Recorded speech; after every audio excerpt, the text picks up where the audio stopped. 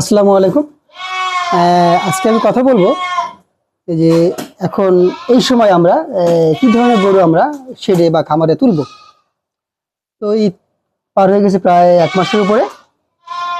এখন এফএমডি এবং লাম্পি স্কিনের একটা প্রকোপ চলছে। যারা খামারি আছেন বা যারা নিজে কাজ করে লেবার নেই এক্সট্রা, তারা আসলে এই সময়টাতে গরু না তোলাটাই ভালো। আর যাদের লেবার আছে তাদের তো সে তুলতেই হবে, আদারওয়াইজ লেবার খেতে বসে বসে টাকা দিতে হবে।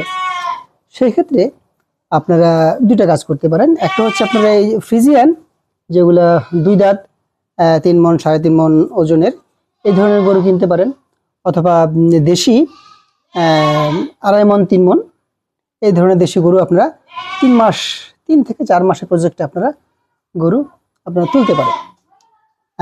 আর 3 মাসের প্রজেক্টই ভালো। আর ফ্রিজার নিলে আপনাকে 3 মাসে খুব একটা ভালো হবে না। ফ্রিজার নিলে আপনাকে 4 মাসেরই প্রজেক্ট করতে হবে। ফ্রিজিয়ান আমি পালতেছি অনেকদিন ধরেই।